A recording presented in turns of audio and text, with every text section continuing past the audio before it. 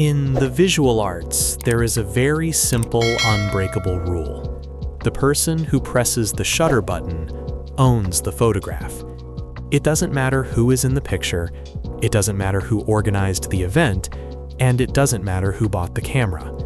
Under federal law, the creator owns the copyright. Always. I just never thought I would have to use federal copyright law to destroy my own wife's career. My name is Marcus. I'm 34 years old, and I am a high-end commercial and editorial photographer. 5 years ago, I married Elena. Elena was an aspiring luxury wedding and event planner. She had great taste, but breaking into the luxury market is impossible without a world-class visual portfolio. So I became her secret weapon. For 4 years, I worked my commercial jobs during the week, and on the weekends, I shot all of Elena's events completely for free. I spent thousands of hours editing, color grading, and retouching the images to make her events look like they belonged in Vogue. Because of my photography, her business exploded. She started booking $100,000 weddings. We were a power couple. I was the silent artist in the background, making sure she shined in the spotlight. I didn't care about the credit. Her success was our success. Until she decided she didn't want to share the spotlight or the money anymore.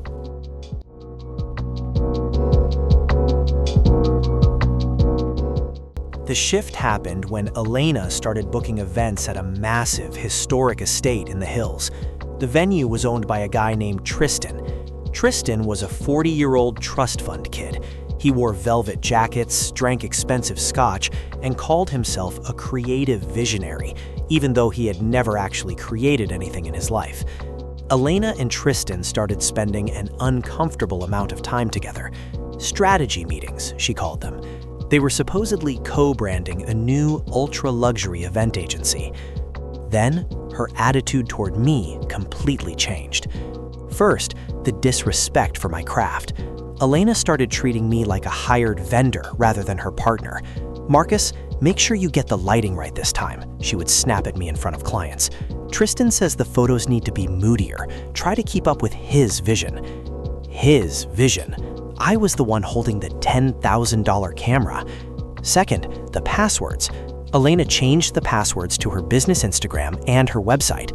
When I asked why, she claimed Tristan's marketing team was taking over the digital footprint and needed exclusive access. Third, the contracts.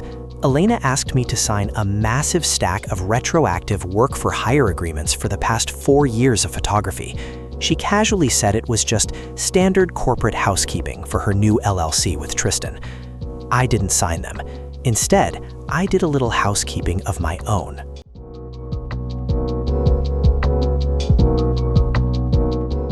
Elena and I shared a massive cloud storage drive where I uploaded the high-resolution files for her clients. I noticed a new shared folder had been created by Tristan's team. It was labeled Agency Launch Assets. I clicked on it.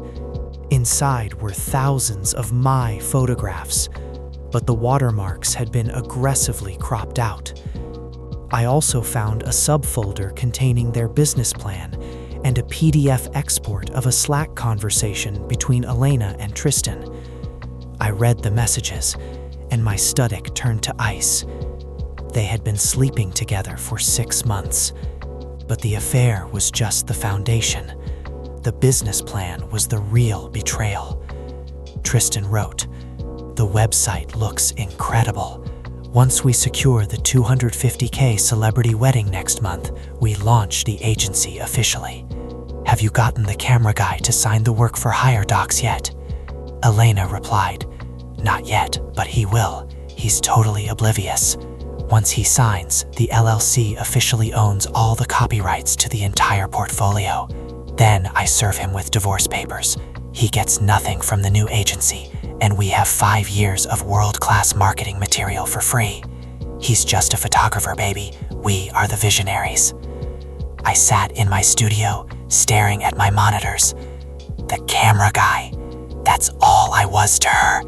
She was going to steal thousands of hours of my intellectual property, lock me out of the empire I helped build, and leave me for a trust fund kid who thought he owned my art. They thought thought I was just the guy who pressed the button. They were about to learn how much power that button actually has.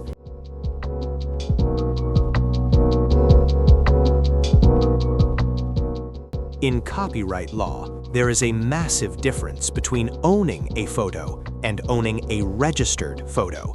If you don't register your images with the US Copyright Office, you can only sue for actual damages, which are hard to prove. But if you formally register them before an infringement happens, you can sue for statutory damages. That means up to $150,000 per stolen image. I didn't confront Elena. I didn't yell. I smiled, told her I was having my lawyer review the work-for-hire documents just to be safe, and delayed signing them. Then I went to work. I took my entire hard drive, over 4,000 of the best images I had ever taken, the exact images they were using to build their new website and print in their luxury brochures. I spent a week formally registering every single image with the United States Copyright Office in my name. I had the raw files, I had the metadata. My ownership was absolutely indisputable.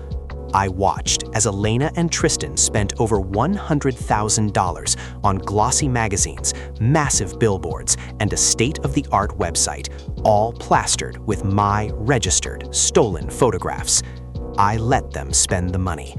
I let them build their beautiful glass house. And then I picked up a very heavy stone.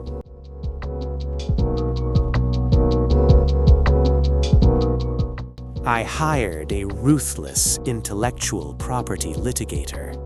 I showed him the registered copyrights, the hacked Slack messages proving willful intent to steal, and the physical magazines they had printed. My lawyer grinned. "Marcus," he said, "they didn't just infringe on one photo.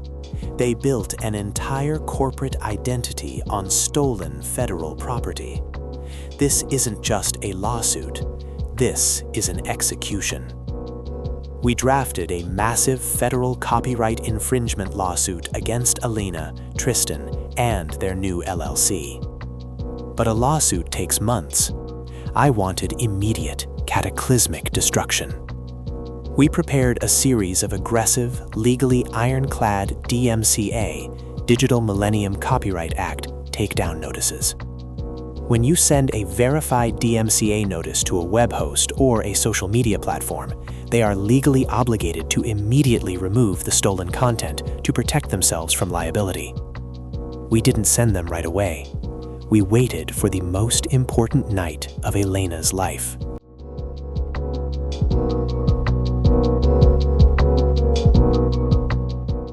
Elena and Tristan hosted a massive $50,000 launch gala at his historic estate. They invited hundreds of wealthy potential clients, local celebrities, and industry elites. They had a giant 20-foot LED screen set up on the main stage to debut their new website and Instagram campaign. I was not invited, but I didn't need to be.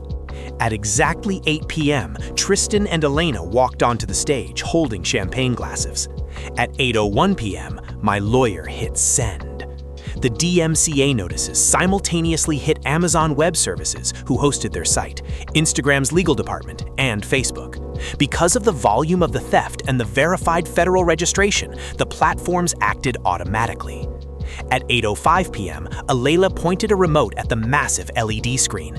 "Ladies and gentlemen," she announced to the wealthy crowd, "welcome to the future of luxury. Let's take a look at our new digital home." She clicked the button. The screen flashed. Instead of a beautiful luxury website, a massive, glaring white page appeared. In stark black text, it read, "Error 403. This website has been suspended due to a federal copyright infringement claim." The crowd gasped. Elena frantically clicked the remote, switching to their Instagram feed. The screen refreshed. User not found. Instagram had permanently deleted their account for massive, repeated IP violations. Tristan started yelling at the AV guy in the back, thinking it was a technical glitch. It wasn't a glitch. It was me. At that exact moment, a man in a sharp suit walked right up to the stage, interrupting Tristan's tantrum. He handed a thick stack of legal documents directly to Elena and another to Tristan. "You've been served," the process server said loudly, loud enough for the front row of celebrities to hear. "Federal copyright infringement. The statutory damages claim is currently sitting at $12 million.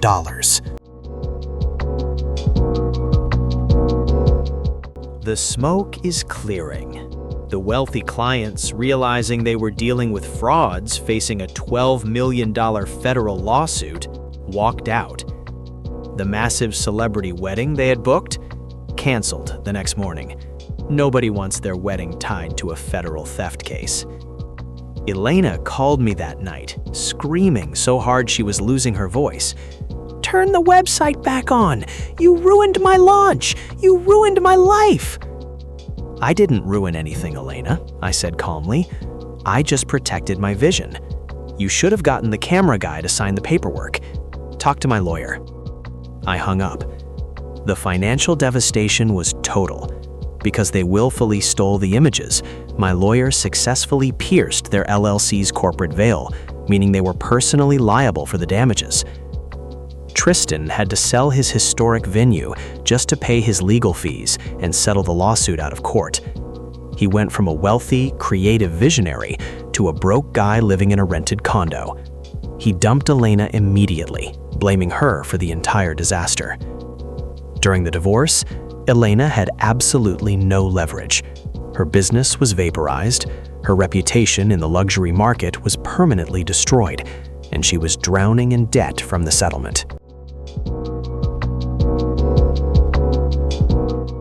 It's been 2 years since the screens went dark at that party. I kept my photography business, and ironically, because of the massive publicity from the lawsuit, my high-end commercial bookings skyrocketed. I recently opened my own massive daylight studio in the city, and I retain the copyright to every single image I take. Last I heard, Elena couldn't get a job at any reputable event agency in the state. She's currently organizing cheap birthday parties and shooting the photos herself on an iPhone. Turns out, being a visionary is a lot harder when you don't have a dedicated artist working in the shadows for free. If there is a lesson to be learned here, it's this: never steal from the person who built your foundation. If your partner starts taking credit for your hard work and treating you like an employee in your own life, don't argue with them. Let them take the stage, and right when the spotlight is the brightest, simply pull the plug. Thanks for listening to my story. If you enjoyed this one, drop a like, hit subscribe, and let me know in the comments, what's the worst case of someone stealing your hard work? Stay creative and always watermark your files.